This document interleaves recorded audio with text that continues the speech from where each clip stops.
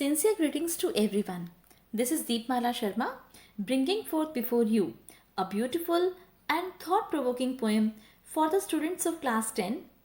The title of the poem is The Ball Poem and it is composed by John Berryman, who was an American poet and scholar. Now, through this poem, the poet has tried to describe the reality of life which everyone has to face one day. The Ball Poem. This is the title of the poem. Title से ही ये ऐसा लग रहा है कि जो poem है वो बॉल के बारे में है, गेंद के बारे में है. सरफेस लेवल पर जब हम पोएम की रीडिंग करते हैं तो it seems to be a very easy poem, a very simple poem. लेकिन basically it is a symbolic poem. Here, the poet wants to convey a strong message. He wants us to understand the importance of losing something. कि किसी चीज़ को खो देना क्या होता है. या चीज़ कोई भी मेटलिस्टिक चीज़ें हो सकती हैं, कोई भी पर्सनल लॉस हो सकता है, कोई भी पर्सन हो सकता है हमारे लिए जो बहुत ही नियर एंड डियर है, राइट, जिसे हम मनी से, पैसों से नहीं खरीद सकते. और यदि मान लीजिए खरीद भी सकते हैं तो उस चीज़ के साथ जो भी इमोशंस हैं, फीलिंग्स हैं जो अटैच्ड होती हैं उनको हम बिल्कुल भी नहीं खरीद सकते, राइट. तो चाहे कितनी भी कोशिश कर लें, वो जो चीज़ एक बार हमसे खो जाती है वो फिर वापस नहीं पाई जा सकती. As long as there is life, everyone has to bear many types of losses. Therefore, we need to learn the way for bearing these losses. Okay, this is what the poet is trying to tell us through this poem, The Ball Poem. तो इस poem में जो poet हैं basically वो एक ऐसे little boy के बारे में डिस्क्राइब कर रहे हैं, छोटे से बच्चे के बारे में डिस्क्राइब कर रहे हैं जिसकी बॉल गुम हो जाती है and he is very upset. अब ball doesn't cost much, ball बहुत सस्ते सी आती है, आपको पता है. Okay, and not it is difficult to buy another ball, easily मिल भी जाती है मार्केट में, आप कितनी भी बॉल्स खरीद लो चाहे, कोई प्रॉब्लम नहीं है. But still the boy is upset. और जो पोएट है वो उसे समझाने के लिए कुछ करते भी नहीं. ओके, तो देखते हैं कि ऐसा क्यों होता है कि जो बॉय है वो अब तक काफ़ी अपसेट है. पोएट उसे समझा भी, उसे ये भी नहीं कह रहे कि ठीक है मैं तुम्हें नई बॉल दिला दूंगा या कोई बात नहीं, मार्केट में बहुत बॉल्स हैं, right. So let's read the poem to see what the poet thinks has been lost and what the boy has to learn from the experience of losing something. Let's take a quick reading of the poem first of all. The Ball Poem. What is the boy now who has lost his ball? What is he to do? I saw it go, merrily bouncing down the street, and then merrily over. There it is in the water. No use to say, oh, there are other balls. An ultimate shaking grief fixes the boy as he stands rigid, trembling, staring down all his young days into the harbor where his ball went. I would not intrude on him. A dime, another ball, is worthless. Now he senses first responsibility in a world of possessions. People will take balls. Balls will be lost always, little boy, and no one buys a ball back. Money is external. He is learning well behind his desperate eyes the epistemology of loss, how to stand up, knowing what every man must one day know, and most know many days how to stand up. Now, let's analyze the rhyme scheme of the poem first of all. अभी हमने poem की reading की है and we can easily सी कि जो poem है उसमें कोई भी प्रॉपर राइम स्कीम नहीं दिखाई दे रही है, कोई भी ऐसे वर्ड्स नहीं दिख रहे हैं हमें जो राइम कर रहे हों. तो इसलिए जो पोएम है it is written in free verse, that is called blank verse. Okay, now let's start line by line explanation of the poem. See, what is the boy now who has lost his ball? Here, the poet is talking about a little boy who was playing with a ball. जैसे कि बच्चे खेलते ही हैं, okay, गेंद से खेलते हैं, ball से खेलते हैं. तो एक छोटा सा लड़का अपनी बॉल से खेल रहा था और पोएट उसे खेलते हुए देख रहा था, राइट. लेकिन तभी क्या हुआ कि उसकी जो गेंद है वो पानी में, या हम कह सकते हैं कि वहाँ पर हो सकता है कि कोई इस तरह का पानी है या रिवर है, ओके, ऐसे पानी में चले गई जहाँ से जो बच्चा है वो उस बॉल को वापस नहीं ला सकता, राइट। तो here the poet describes the grief, describes the situation of that boy. Poet ये बताना चाहते हैं कि जो बच्चा है वो खेल रहा था और उसकी बॉल पानी में चली गई। तो what is the boy now, what is the boy now means कि how the condition of the boy would be now, कि अब उस बच्चे का क्या होगा, ओके अब वो बच्चा जो है उसकी कंडीशन क्या होगी, who has just lost his ball, जो कि अभी उस गेंद से खेल रहा था and he has just lost that ball. Now what will be his condition, what would be his condition, what will he do now without ball with which he was playing, right? Now what is he to do, क्या करेगा अब वो। आप देखिए ये जो word है what, ये यहाँ पर रिपीट हुआ है, तो पोएट यहाँ पर एम्फेसिस डालना चाहते हैं ताकि वो उसकी जो कंडीशन है, उस बच्चे की जो कंडीशन है वो ग्रीफ में है, सोरो में है, दुख में है, ओके वो काफ़ी बुरा महसूस कर रहा है। तो इसलिए उस कंडीशन को डिपिक्ट करने के लिए यहाँ पर जो व्हाट वर्ड है इसे रिपीट किया है। रेपिटिशन जो लिटरेरी डिवाइस है वो पोएट ने यहाँ पर यूज़ किया है to signify the grief of that boy at the loss of his ball. I saw it go, I यहाँ पर आई जो है वो जॉन बेरीमैन के लिए आया है, क्योंकि जो पोएट है वो उसे बच्चे को खेलता हुआ वहाँ पर देख रहे थे, राइट। तो पोएट ने भी देखा, क्या देखा, I saw it go merrily bouncing. अब मैरिली का मतलब यहाँ पर क्या है, हैप्पीली।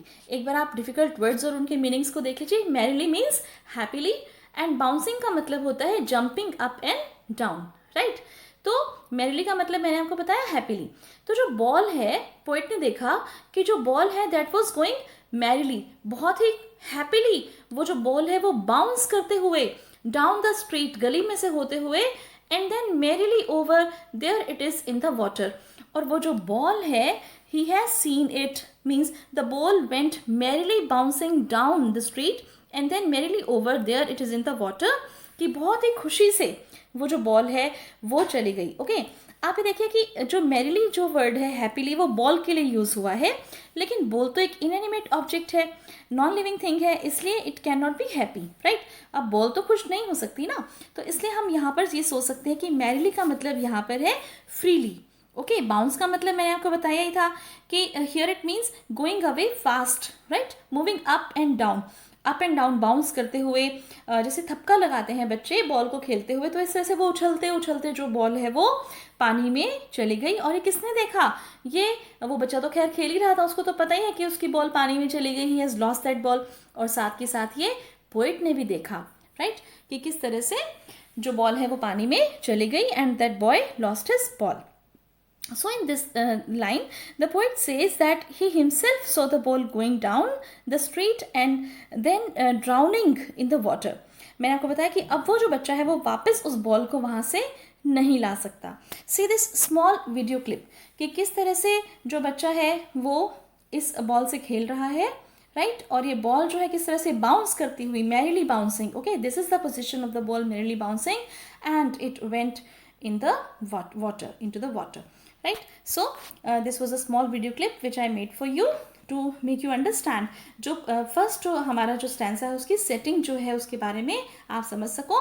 तो ये वीडियो क्लिप आपने अभी अभी देखी, एक बार फिर से आप देख सकते हैं चाहें तो, कि बच्चा जो है खेल रहा था पहले बॉल से, और फिर उसकी बॉल जो है वो उछलते हुए बाउंस करते हुए स्ट्रीट में, और फिर पानी में उछलती उछलती पानी में चली गई। Now see the next lines, no use to say oh there are other balls, okay। तो according to the poet there is no use to say oh there are other balls। Poet के हिसाब से ये बात बोलने का कोई फायदा नहीं है कि कोई बात नहीं दूसरी बॉल्स भी तो हैं। तो इससे क्या होता है देखिए, an ultimate shaking grief fixes the boy। इसका मतलब क्या हुआ कि जो बॉय है वो बहुत ही दुख में है, ओके। अल्टीमेट ग्रीफ का मतलब फाइनल पोजीशन जो है बच्चे की, he is grieving over the loss of the ball and that's why he stands still, okay. जो पोजीशन है उसकी वो एकदम स्टैंड स्टिल है, यानी कि मोशनलेस है, एकदम फिक्स्ड पोजीशन है। जो इतना दुख उसको होता है वो उसको फिक्स कर देता है, यानी कि एकदम ऐसा शॉक लगता है बच्चे को, जैसे उसकी गेंद उससे दूर चली जाती है, उसे समझ आ जाता है कि अब उसने उस बॉल को हमेशा के लिए लूज कर दिया है, वो एकदम सदमे में चला जाता है, शॉक उसे लगता है काफ़ी। He stands rigid, okay, motionless, वो खड़ा हो जाता है वहाँ पे, बिल्कुल भी मूव नहीं करता, एकदम जैसे हमें एकदम से शॉक लगता है काफ़ी, तो हमारे जो पोजीशन एकदम सुन्न हो जाते हैं हम, राइट, तो इस तरह से वो बच्चा एकदम सुन्न एकदम खड़ा हो जाता है वहाँ पे। Trembling, steering down, here trembling का मतलब he is trembling means the boy is shaking with fear and सोरो, बच्चे को बहुत ज़्यादा जैसे डर लग रहा, मतलब फियर, डर लग रहा है, और साथ में किस चीज़ का डर लग रहा है, क्योंकि वो बहुत ज़्यादा दुखी है एक्चुअली, ओके, क्योंकि उसको नहीं समझ में आ रहा कि वो अब जब उसकी बॉल उससे दूर चली गई है तो वो उसके बिना क्या करेगा, राइट। तो while steering down, steering down का मतलब आप समझते हो, स्टेयरिंग डाउन का मतलब watching and thinking of, steering का मतलब होता है जब हम किसी एक ही जगह पर लगातार देखते रहते हैं, ओके, हमें नहीं पता होता कि हम कहाँ देख रहे हैं, क्योंकि हमारे माइंड जो है उसमें जो बातें चल रही हैं, उसमें इमोशंस जो चल रहे हैं, हम उसमें बिल्कुल डीप डाउन चले जाते हैं, डूब जाते हैं, और जो है सामने हम कहाँ देख रहे हैं हमें ये पता नहीं होता। लेकिन यहाँ पर क्या है कि जो बॉय है वो भी स्टेयरिंग डाउन का मतलब कहाँ देख रहा है, एकदम सामने देख रहा है। All his young days into the harbour where his ball went, तो हार्बर का मतलब क्या होता है, हार्बर का मतलब वैसे होता है हिंदी में तो बंदरगाह, यानी कि ऐसी जगह, ऐसा किनारा, किसी भी सी का किनारा हो सकता है, किसी भी बड़ी सी रिवर का किनारा हो सकता है, जहाँ पर कि जो शिप्स हैं उनको रखा जाता है, राइट, यहाँ से सामान चढ़ाया उतारा जाता है शिप्स पे, तो इसलिए हार्बर। तो हार्बर पर उसके जो यंग डेज थे, मीन्स उसका जो चाइल्डहुड पीरियड था, वो बचपन उसका इस समय चल रहा है, और सभी अब तक जितना भी उसका बचपन गया है, जितना भी उसकी लाइफ गई है, वो सभी उसी हार्बर पर गई है, ओके, जहाँ पर कि उसकी बॉल चली गई थी। एक बार इस टेंसा के डिफिकल्ट वर्ड्स और उनके मीनिंग्स को भी देख लीजिए। ये डिफिकल्ट वर्ड्स और उनके मीनिंग्स की स्लाइड्स मैं आपको इसलिए प्रोवाइड कर रही हूँ क्योंकि आपको पता है कि पोएम में से जैसे एक कॉम्प्रिहेंशन पर बेस्ड क्वेश्चंस भी आते हैं, एक्सट्रैक्ट इसमें से आ सकता है, और उसमें कई बार पूछ लिया जाता है कि किसी वर्ड का प्रॉपर मीनिंग क्या है, तो इसलिए ये साथ के साथ आपको इसलिए बता रही हूँ मैं कि ताकि आपको मीनिंग अच्छे से क्लियर हो जाए। और अगर मान लीजिए आपको सीधे डिफिकल्ट वर्ड्स और उनके मीनिंग्स पूछ लिए जाएँ स्टैंजा में, एक्सट्रैक्ट में से, तो आप लिख सकते हो। आप अपनी बुक्स में इनको लिखेंगे या नोटबुक्स में लिखेंगे और इन्हें लर्न भी करेंगे। Grief means sorrow, rigid means fixed, trembling means shaking, harbour means dock या पोर्ट, ओके। तो आपको समझ में आ गया स्टेंसा। इसमें पोइट यही कहना चाह रहे हैं कि जो बच्चा है वो बिल्कुल उदास है, बहुत ज़्यादा सदमे में है, ओके, वो बस एक ही जगह पे देख रहा है, वो उस हार्बर को देख रहा है जहाँ पर उसका सारा जो बचपन है वो बीता है, और आज उसकी जो ये बॉल है ये उससे दूर चली गई है, right. Now see the next lines. I would not intrude on him. Okay, a dime, another ball is worthless. तो here the poet says that he would not intrude the boy. Intrude का मतलब होता है invade. Okay, intrude means invade. तो जो poet है वो कहता है कि मैं बच्चे को इंटरप्ट नहीं करूँगा।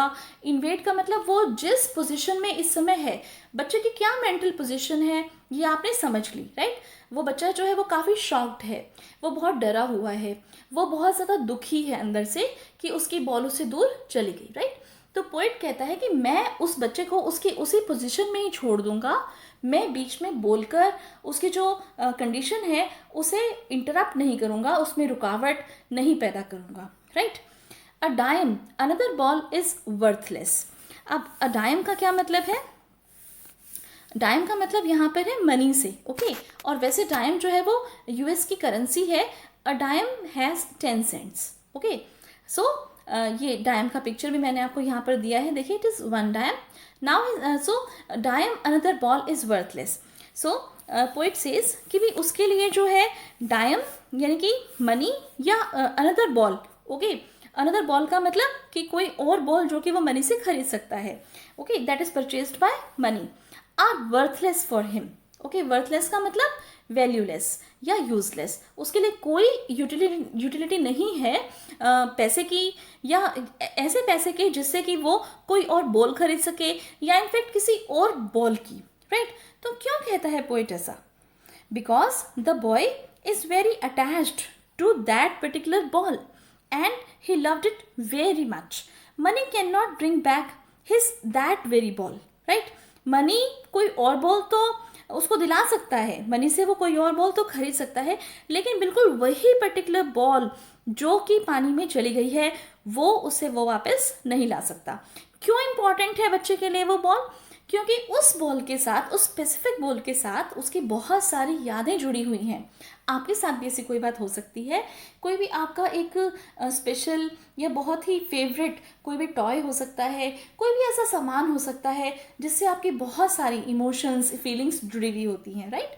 तो यदि मान लीजिए वो चीज़ आपके लिए खो जाए, आपको कोई और चीज़ मार्केट से ला के दे देंगे, लेकिन वो जो फीलिंग्स हैं, वो जो इमोशंस हैं जो उस पर्टिकुलर थिंग के साथ अटैच थी, वो तो वापस नहीं आ सकती ना। So same is the case with this boy. Hence, a new ball cannot make him happy. Now, he senses first responsibility. Now, this is very important line. The poet says to the little boy in an imaginary conversation. Okay, poet जो है वो जैसे सोचते हैं कि मतलब ये बच्चा जो है इस समय महसूस करे, क्या महसूस करे? Poet says कि now it is the high time for the boy that he should be responsible. Poet ये सोचते हैं कि बच्चे के लिए ये सबसे उचित समय है, this is the high time, means ये एकदम उपयुक्त समय है, एप्रोप्रिएट टाइम है ये बच्चे के लिए कि उसे अब अपनी फर्स्ट रिस्पॉन्सिबिलिटी को समझना होगा। फर्स्ट रिस्पॉन्सिबिलिटी का मतलब for the first time the boy has lost something and this very thing, okay, this very feeling of losing something, इस फीलिंग के बारे में बच्चे को समझना होगा, अपनी रिस्पॉन्सिबिलिटी को समझना होगा कि किसी चीज़ को खो देना क्या होता है। In a world of possessions, in the world in which we own things, possessions का मतलब we own things, right. So worthless means valueless और useless, in possessions means ownership, जहाँ पे हम चीज़ों के मालिक बने हुए होते हैं। अब देखिए इस संसार में जितनी भी चीज़ें हैं, राइट, वो किसी न किसी से तो बिलोंग करती हैं, right. In this world in which we own things, people will take the balls, right। अब देखिए आगे देखिए कि इस वर्ल्ड में जिसमें हर किसी के पास कोई ना कोई सामान है, कोई भी सामान यदि मान लीजिए है तो वो किसी न किसी का तो है, right.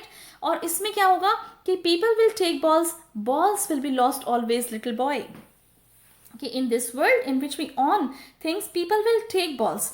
The balls here means, balls का मतलब यहाँ पर है हम ये समझ सकते हैं कि balls का मतलब है यहाँ पे कि this line means कि in this world every human gets things that they love a lot. Balls का मतलब हम समझ सकते हैं कि कोई पोजेशन हो सकती है, किसी की भी कोई भी चीज़ हो सकती है, राइट। या यहाँ पर जैसे मान लीजिए पोइट, ये जो बच्चा है इसके लिए उसका चाइल्डहुड हो सकता है। बॉल का मतलब यहाँ पे सिंबॉलिक है दरअसल, ओके, द बॉल पोएम, ये जो पोएम है ये सिंबॉलिक है। बॉल जो है या बॉल्स जो है वो पोजेशन से बिलोंग करती है, राइट, कि कोई भी सामान जो है हमारा वो, मैंने जैसे आपको बताया कोई भी मेटेरियलिस्टिक सामान हो सकता है, ओके, मेटेरियलिस्टिक सामान यानी कि जिसे हम मनी से खरीद सकते हैं, लेकिन जो है वो जो उसके साथ इमोशंस हैं, फीलिंग्स हैं, वो हम वापस नहीं ला सकते, राइट। तो पोजेशंस, बिलोंगिंग्स, कोई भी हमारा पर्सनल इशू हो सकता है, कोई हमारी पर्सनल थिंग हो सकती है, पर्सनल प्रॉपर्टी हो सकती है, तो ये सब चीज़ें जो है ये बॉल से एसोसिएटेड है यहाँ पे। तो जो लोग हैं वो क्या करेंगे, वो आपसे बॉल्स ले लेंगे, okay. However these balls, that is things, okay, कोई भी थिंग्स हो सकती हैं, तो विच दे ओन विल बी लॉस्ट।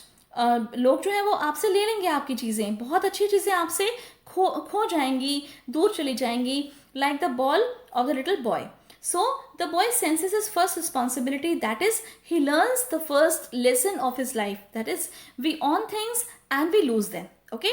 हमारे पास कोई भी चीज़ होती है फिर हम उसे खो देते हैं, and this process will remain the same, okay। Balls will be lost always means this process will remain the same throughout the life, little boy, the poet wants to convey this message कि हमारी life में, हमारे जीवन में ये सब चलता ही रहेगा कि हमें कोई चीज़ जो हमारी खुद की होती है, बहुत अच्छी लगती है, फिर हम उसे खो देते हैं और ये प्रोसेस चलती ही रहेगी, right. And no one buys a ball back, money is external, he is learning well behind his desperate eyes the epistemology of loss, how to stand up, knowing what every man must one day know, and most know many days how to stand up. अब देखिए बहुत ही beautiful lines के साथ poet ने इस poem को complete किया है। आप ये देखिए, no one can bring back, okay, no one buys a ball back means no one can bring back the things which they lost, because one can buy materialistic things but not emotions and attachment which one has with the things which they own but lost, right? आप जानते हैं कि पैसे से, money से बहुत कुछ खरीदा जा सकता है, लेकिन सब कुछ नहीं। पैसों से आप मेटेरियलिस्टिक चीज़ें तो खरीद सकते हो, लेकिन इमोशंस या फीलिंग्स नहीं खरीद सकते। और इसीलिए जो पोएट है उसने यहाँ मनी को बोला है एक्सटर्नल। एक्सटर्नल का मतलब कि जिससे हम इमोशंस या फीलिंग्स नहीं खरीद सकते। देखिए, इसे क्लियर करने के लिए मैं एक बहुत ही फेमस सा डायलॉग बताती हूँ आपको। एक मूवी थी दीवार मूवी, ओके। तो दीवार मूवी में दो भाइयों की एक स्टोरी है और उनके बीच में उनकी मदर है, राइट। तो एक भाई कहता है दूसरे भाई से, आपको याद भी आ जाएगा ये डायलॉग जब मैं बताऊंगी, कि आज मेरे पास गाड़ी है, पैसा है, बंगला है, तुम्हारे पास क्या है? तो दूसरा भाई क्या बोलता है, मेरे पास, जी हाँ, मेरे पास माँ है। तो आप ये देखिए कि पैसे से, मनी से ये सब चीज़ें तो हम खरीद सकते हैं, विलासिता की चीज़ें, गाड़ी, बंगला, प्रॉपर्टी, लेकिन जो असली फीलिंग है, असली इमोशन है, वो किस चीज़ में है? यस, हमारे माँ में, ओके, हमारी मदर में, यहाँ पर जैसे बताया है। तो जो फीलिंग्स हैं, इमोशंस हैं, उनको हम पैसे से नहीं खरीद सकते। I hope the message is clear to you. Money is external का क्या मतलब है? He is learning well behind his desperate eyes the epistemology of loss, how to stand up, okay. अब आप देखिए यहाँ पर ये जो वर्ड है एपिस्टेमोलॉजी ऑफ लॉस, ये आपके लिए नया वर्ड हो सकता है। एपिस्टेमोलॉजी जो है ये, पहले आप इसका मीनिंग देख लीजिए। एक्सटर्नल का मतलब आपको समझ में आ गया, here things with which feelings are not attached, okay. Feelings जिनके साथ अटैच नहीं है। तो मनी, जैसे मान लीजिए ऐसी चीज़ें जो खरीद सकता है लेकिन उनके साथ फीलिंग्स या इमोशंस अटैच्ड नहीं होते। डेस्परेट का मतलब होपलेस। एपिस्टेमोलॉजी का मतलब it has come from a Greek word episteme, okay. Episteme, इस वर्ड से ये एपिस्टेमोलॉजी वर्ड बना है, जिसका मतलब होता है नॉलेज और अंडरस्टैंडिंग, राइट। तो आप देखिए, ही is learning, the boy is learning well behind his desperate eyes. उसकी जो आइज है वो एकदम डेस्परेट है, ओके, वो उदास है, वो होपलेस है। उसको पता है कि वो जो बॉल है वो वापस नहीं आ सकती। तो अब वो समझ रहा है, he is understanding. Epistemology of loss का मतलब understanding the very nature of loss. Loss का क्या नेचर है? लॉस का ये नेचर है कि if a thing is lost once will never come back, okay, this is the epistemology of loss, how to stand up। लेकिन इससे क्या होगा? ठीक है, वो चीज़ वापस नहीं आ सकती, तो क्या आप वहीं पर रुक जाओगे, वहीं पर बैठे रहोगे, ठीक है, उसके बाद आप कुछ भी नहीं करोगे? ऐसा नहीं होता ना। आपको पता है कि change is the law of nature. हर कोई चीज़ बदलती रहती है। Man is mortal. जितने भी इंसान हैं उन सबको एक दिन हमारे से दूर चले जाना है, मर जाना है, राइट। तो इन सब चीज़ों को, ये जो फिलॉसफी है लाइफ की, डेथ की, इन सब चीज़ों को हमें समझना होगा, लॉस के नेचर को समझना होगा, how to stand up, okay. इस तरह से हमें अगर मान लीजिए कोई चीज़ हमसे दूर भी चली जाती है, बहुत अच्छी है हमारे लिए, हमें बहुत पसंद थी, तो भी हमें खड़े होना पड़ेगा। We have to fight back, okay, knowing what every man must one day know. उस बच्चे को भी ये चीज़ समझनी होगी जो हर इंसान जो है एक ना एक दिन समझता है। And most know many days, okay, how to stand up. और जिनको ये बात समझ में आ गई है वो भी अच्छा है, जिनको नहीं समझ में आई है उनको भी ये बात समझनी होगी, उस बच्चे को भी ये बात समझनी होगी कि जो खो दिया है, जो चला गया है, उसे जाने दो और फिर से खड़े हो जाओ, क्योंकि यही लाइफ है, इसी का नाम है जिंदगी। He is learning that every man must know means accept the loss and stand up and move on. Most people learn that sooner or later in their lives. So this was the complete explanation, a line by line explanation of this poem. Now let's analyze the literary devices used in the poem. First of all, we have personification. अब personification का क्या मतलब है? ये आपको पता ही है कि पर्सोनिफिकेशन में हम किसी भी इनएनिमेट ऑब्जेक्ट को, किसी भी नॉन लिविंग ऑब्जेक्ट को उसको दे देते हैं ऐसी क्वालिटीज़ जो ह्यूमन क्वालिटीज़ होती हैं, ओके। नॉन ह्यूमन जो भी ऑब्जेक्ट है उनको हम जब ह्यूमन के रूप में कंसीडर कर लेते हैं। जैसे यहाँ पर आपको पता है कि सबसे जो मेजर जो सिंबल है हमारा वो किस चीज़ का है? जी हाँ, बॉल का सिंबल, ओके। बॉल के लिए यहाँ पर पोएट ने merrily bouncing down the street कहा था। तो मेरी जो है उसका मतलब हैप्पी, लेकिन बॉल जो है वो हैप्पी नहीं हो सकती क्योंकि वो तो नॉन लिविंग है। तो इसलिए जो है यहाँ पर पर्सोनिफिकेशन यूज़ किया है बॉल के लिए पोएट ने। मेटाफर क्या होता है? मेटाफर भी आपको पता है कि जब हम दो चीज़ों को कंपेयर करते हैं, राइट? तो हालांकि वो दोनों अलग अलग होती हैं चीज़ें, लेकिन फिर भी उनकी कोई एक ऐसी ट्रेट होती है जिसकी वजह से हम मेटाफर का यूज़ करते हैं, तुलना करते हैं आपस में। तो balls will be lost always, यहाँ पर बॉल्स का मतलब क्या है? Possessions, okay, which we lose. It also refers to the childhood which if lost never comes back. तो यहाँ पर मेटाफर यूज हुआ है। फिर है एपोस्ट्रोफी। अब एपोस्ट्रोफी में क्या होता है कि पोएट जो है वो जब किसी ऐसे पर्सन को एड्रेस करता है जो कि या तो डेड यानी कि मर चुका है या फिजिकली वहाँ पे प्रेजेंट नहीं है। तो आपको पता है कि जैसे हाफ ऑफ द पोएम जाने के बाद जो है पोएट ये कहता है, बॉय से कह रहा है कि भाई बेटा तुम्हें समझना होगा, ओके, क्या समझना होगा? यस, एपिस्टेमोलॉजी ऑफ लॉस समझना होगा, तुम्हें समझना होगा, तुम्हें अपनी रिस्पॉन्सिबिलिटी समझनी होगी। तो ये सब बातें कि balls will be lost always little boy, वो एड्रेस कर रहा है बॉय को। हालांकि वो सच में नहीं बोल रहा, लेकिन वो मन मन में सोच रहा है कि जो बच्चा है अब इसके लिए हाई टाइम है ये बात समझने का कि ये चीज़ें तो खोती रहेंगी और फिर जो है तुम्हें फिर से वापस फाइट बैक करना है, स्टैंड अप होना है लाइफ में। रेपिटेशन। अब रेपिटेशन का आपको पता ही है कि तब यूज़ होता है जब हम किसी चीज़ को एम्फेसाइज करते हैं, उस पर एम्फेसिस डालते हैं, जोर डालते हैं। और यहाँ पर देखिए वॉट जो वर्ड है इसको 2 बार यूज़ किया है। What is he to do, पूछने के लिए, उसको बताने के लिए कि उसकी जो ग्रीविंग पोजिशन है अब वो क्या करेगा। अब देखिए एलिट्रेशन आपको पता है कि it is the repetition of consonant sound, okay. और इसके अंदर आप देखिए कि who has lost his ball, who has her sound, okay, lost his ball. Now what is he to do.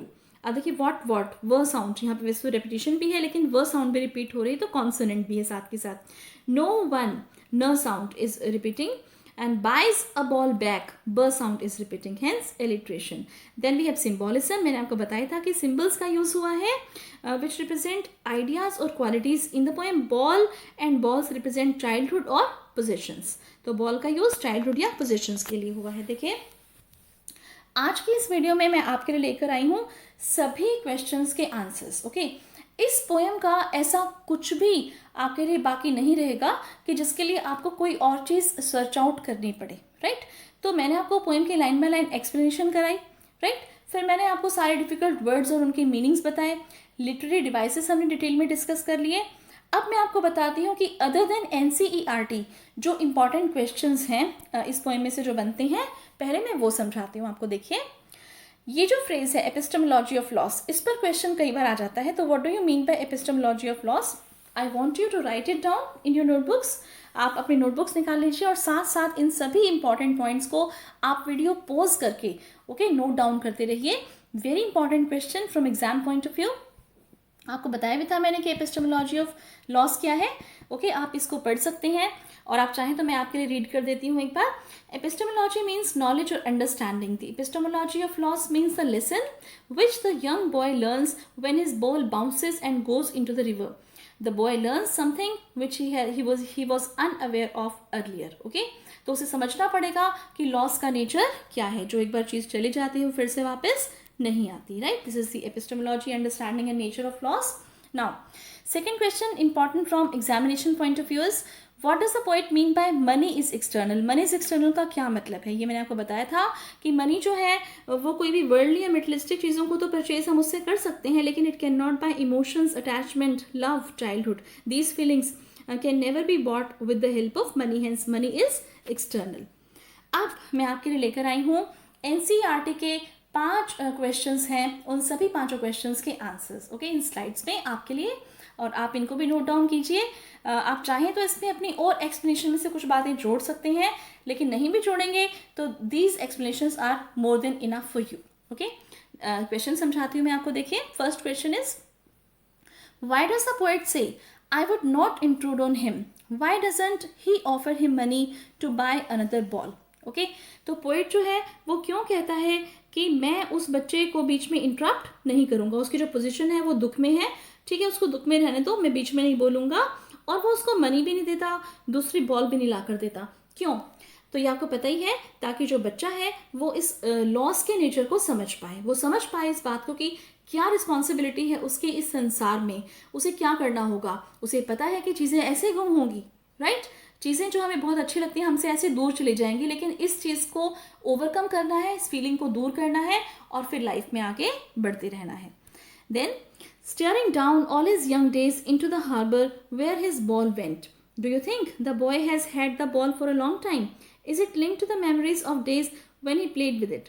तो इसमें जो है आपको ये बताना है कि जो बॉय है वो हार्बर की ओर लगातार देख रहा है, ओके, जहाँ पर उसकी जो बॉल है वो चली गई थी. तो क्या आपको लगता है कि जो बॉय है has had the ball for a long time, काफ़ी समय से उसके पास वो बॉल थी, राइट? तो हाँ, ऐसा लगता है हमें कि काफ़ी टाइम से उसके पास वो बॉल थी, तभी तो वो इतना ज़्यादा दुखी हुआ. अगर मान लीजिए ऐसे कोई बॉल हो तो जिसके साथ कुछ उसकी इमोशंस या फीलिंग्स अटैच नहीं होती, तो हो सकता है वो तुरंत ही दोबारा से किसी और खेल में लग जाता या नई बॉल लाने के लिए सोचता. लेकिन वो उसी बॉल के लिए देख रहा है, वहाँ पर खड़ा है एकदम स्टैंड स्टिल होकर, एकदम शॉक्ड पोजीशन में. वो इसीलिए कि बहुत सारी फीलिंग्स अटैच थी और बहुत लंबे समय से वो बॉल उसके पास थी.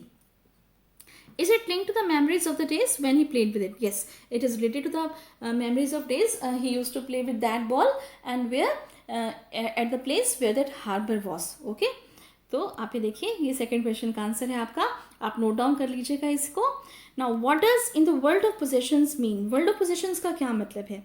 देखिए, in the world of possessions means people like to possess all sorts of things in the world. मैंने आपको बताया था कि जो वर्ल्ड है इसके अंदर सभी जो भी चीज़ें हैं वो किसी न किसी की हैं, right? Money is external. Money जो है वो एक्सटर्नल है क्योंकि it can buy only material objects, it can not buy everything that one loses. Now fourth question, do you think the boy has lost anything earlier? क्या आपको लगता है कि बॉय ने इससे पहले भी कुछ चीज़ खोई होगी? नहीं, ऐसा नहीं लगता हमें. क्यों नहीं लगता? क्योंकि देखिए, pick out the words that suggest the answer. हमें पोएम में से वर्ड्स ढूंढने हैं जिससे हमें लगता है कि पोएट ने इससे जो बॉय है उसने उससे पहले कुछ भी नहीं खोया, राइट? तो देखिए, यहाँ पर जो है पोएट ने सेंटेंस, ये फ्रेज यूज़ की है, senses first responsibility in a world of possessions. First responsibility, ये जो वर्ड है फर्स्ट, इससे पता चलता है कि अब जो है बॉय को रिस्पॉन्सिबल होना होगा, उसे समझना होगा कि उसकी जो रिस्पॉन्सिबिलिटीज़ हैं कि उसे चीज़ें जो हैं ऐसे गुम होंगी. He has to come back, he has to fight back in life, right? तो ये जो सेंटेंस है इससे क्लियर होता है. आप नोट डाउन कर लीजिएगा इस क्वेश्चन के आंसर को भी. Then we have the last and final question. What does the poet say that the boy is learning from the loss of the ball? Try to explain this in your own words. अब देखिए, बार बार एक ही बात repeat हो रही है वैसे तो, कि जो बॉय है उसने क्या सीखा उस लॉस से, बॉल के लॉस से क्या सीखा. लेकिन कोई बात नहीं, हमने इसका आंसर अपने वर्डिंग्स में देना है, राइट? तो आप ये लिख सकते हो कि the poet says that the boy is learning to cope up with the loss of the ball. He is experiencing grief and learning to grow up in this world of possessions. तो बच्चा सीख रहा है कि किस तरह से उसको एडजस्ट करना है लॉस ऑफ बॉल के साथ, किस तरह से इस पोजेशंस के वर्ल्ड में दुख वगैरह जो है इस सबको महसूस करते फिर बाद में इन सब चीज़ों से हट जाना है, आगे बढ़ना है. He learns that there are so many things in life that are to be lost and cannot be brought back. So it is useless to feel sorrow for it. So ये NCERT questions थे. अब देखिए, theme या central idea पर based questions भी इस poem में से पूछे जाते हैं. वैसे तो मैंने आपको बताया कि एक्सट्रैक्ट बेस्ड क्वेश्चंस बहुत ही सिंपल क्वेश्चंस होते हैं. एक्सट्रैक्ट बेस्ड क्वेश्चंस इस पोएम में से जो पूछे जाते हैं, राइट? जैसे मान लीजिए बॉल जो है उसे कौन खेल रहा था, who was playing with the ball, या हु लॉस्ट द बॉल, या what did the boy lose. Okay, इस तरह के वेरी सिंपल क्वेश्चंस आते हैं. या फिर जो फ्रेजेस हैं उनको डिस्क्राइब करना आ जाता है कि एपिस्टेमोलॉजी ऑफ लॉस का क्या मतलब है, मनी इज एक्सटर्नल, यहाँ पर एक्सटर्नल का क्या मतलब है, राइट? तो मुझे लगता है कि ये सारी की सारी चीज़ें आज आपको बिल्कुल क्लियर हो गई हैं. और इवन मैंने आपको राइटिंग में भी इतना सारा मटेरियल प्रोवाइड कर दिया है कि आपको किसी भी क्वेश्चन को अटेम्प्ट करने में कोई प्रॉब्लम नहीं हो सकती. तो थीम और सेंट्रल आइडिया जो है पोएम का, उसे भी आप नोट डाउन कर लीजिएगा. देखिए, in this poem John Berryman tells us about our reactions at some material loss. A boy loses a ball in the water. He is very upset at the loss of the ball. A ball does not cost much. It is not even difficult to buy a new ball, but the poet wants the child to understand that losing things is a common fact of life. So this was the theme or the central idea or the message what the poet wants to convey to us. Now, अब जो भी कोई explanation हमने की है इस poem की, जो कुछ भी समझा है उसे हम समराइज करते हैं. एक समरी की फॉर्म में. ओके, तो ये समरी भी आप नोट डाउन कर सकते हैं. इसमें सब कुछ है. ओके, पोएम के बारे में हर एक जो सेंटेंस है पोएम का, लाइन जो है पोएम की, वो मैंने यहाँ पर समराइज्ड वे में आपको प्रोवाइड की है. देखिए, once a boy was playing with his ball. It was bouncing in the street up and down. The boy was happily enjoying the game. While bouncing, suddenly it fell in the water and was lost. Without the ball, the boy became full of grief. The poet said that it was useless to say that there were other balls and he could purchase another ball, since the boy had that ball for a long time, so he was deeply grieved due to his attachment with it. It was linked to his memories. The poet thinks that it is of no use to purchase another ball. He must feel his responsibility of the loss. So, I think कि इसमें हर चीज़, हर aspect जो है poem का मैंने आपके लिए describe किया है. It was all about the ball poem composed by the famous American poet John Berryman and